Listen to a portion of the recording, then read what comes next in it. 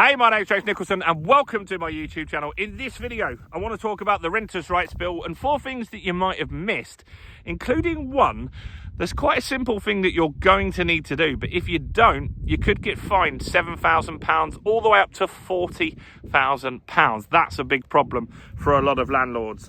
So the Renters' Rights Bill has been ticking away, hasn't it, for the last few months, and the Conservatives had their own version. They had the Renters Reform Bill, I think it was called.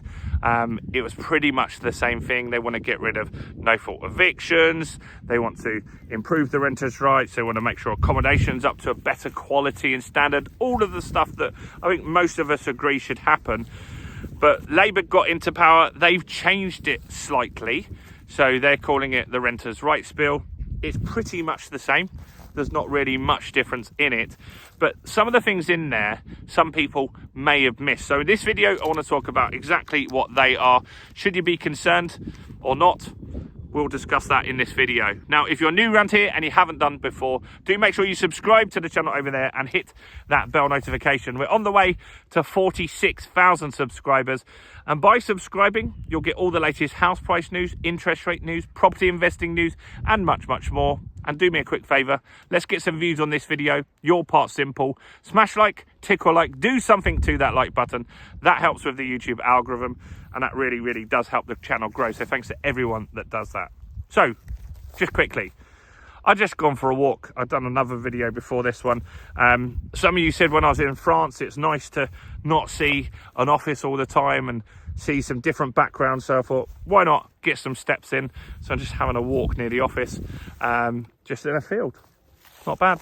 So anyway, the Renters' Rights Bill, some of the things that I want to cover. And the first one is quite important. So whenever the Renters' Rights Bill becomes active law, which I think will be probably early winter. It'll be 2025. It'll pass in 2025. But not everything's going to become law all at once. And I'll tell you why I know that.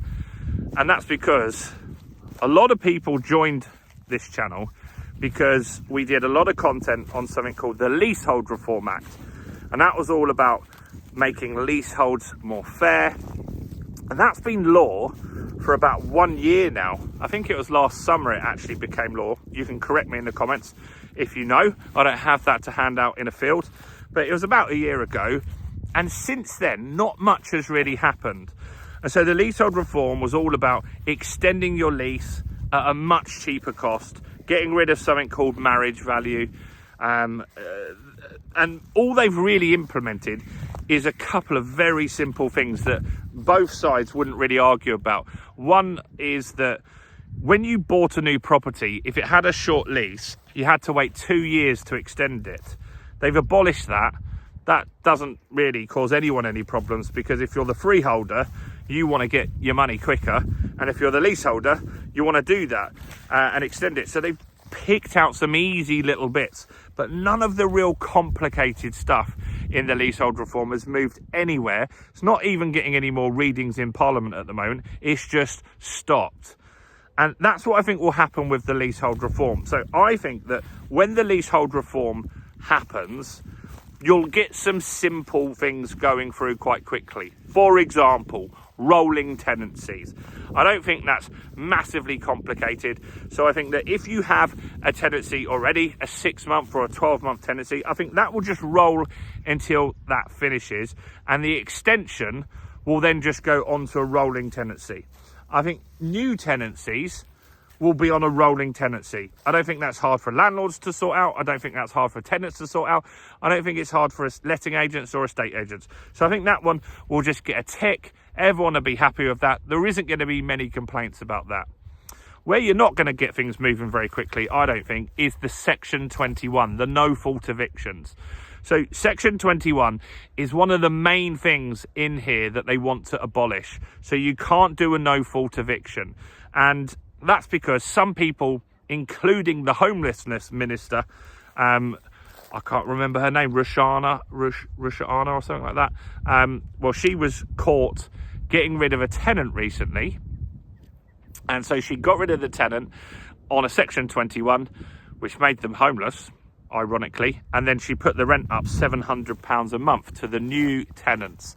And so for her, that was not a really smart thing to do. And so right now, lots of landlords are serving Section 21s. I've done a video on that last week.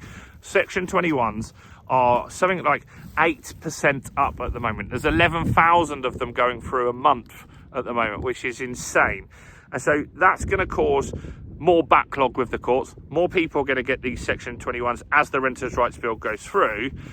But I think ultimately, when the Renters' Rights Bill is active, I don't think they're going to abolish the Section 21.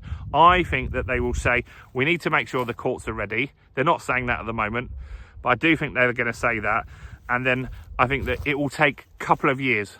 Mark my word on that. I think it will take a couple of years before the Renters' Rights Bill, before the Section 21 stuff goes through. Next is rental bidding wars. That's been talked about briefly, and that's about when you get multiple applications for your property, and this works in busy areas like London, for example. You might get a flat in London, you might get 50 applicants, and then the agents get people to bid up the rent. That's getting outruled, and I think that's not a massive problem. I've never had that in Surrey, I've never had that in Sussex, and I've never had that up north. But I do know that it happens in busy areas in London, and that's going to get rid of things. What will happen, though, is the rents will just be listed higher in the first place. So let's just say a landlord maybe was looking for 1,500 quid and people were bidding up to 1,600, 1,700 to get that property. I think landlords will just try it and list it at 1,700 or 1,800 from the start, and I think that will be interesting to see that one. One of the other things that you'll see as well is the pet stuff is all in limbo at the moment. So for example, you have are you going to be able to charge insurance to people or not, or are you going to be able to charge a bigger deposit? That's a big question at the moment. I think that pet stuff is still in limbo, and I think it'll be interesting to see where ultimately that ends up. I did a video last week. I don't think that's a massive problem actually for landlords, because there's a company for 140 quid a year will insure you for pets. So I don't think that's a massive issue, whatever happens with that. But the biggest problem is this database. And so the database is going to happen. All landlords are going to have to enroll in the database, and it's going to cost a little bit of money. That's not the problem. It's 50 quid roughly to get yourself in there. That's what they're suggesting the cost will be on that. But where there is a problem is that if you're not in there and then you're caught renting out your property, that's when these fines can start. £7,000 for not registering as a landlord. Also, agents are going to get fined that as well. Letting agents that don't vet to see the landlord is in that database, they will get fined 7,000 or 40,000 if they keep doing it.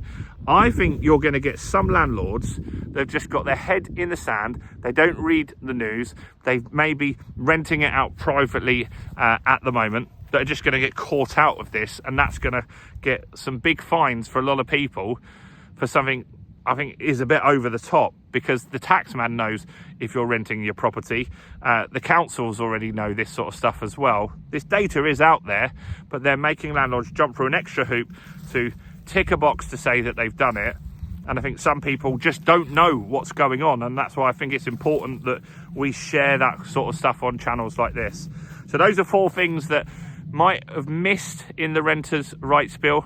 But I think you need to know exactly what's going on, and we'll keep you updated as that happens. Once we get back to September, I think you'll start seeing a lot more updates on that quite quickly. So I'll be sharing those as and when they happen. Do make sure you like this video, guys. Share this with another landlord. That's important. We need more landlords to know what's going on. Also, check out all the other content as well on the channel, including this video right here.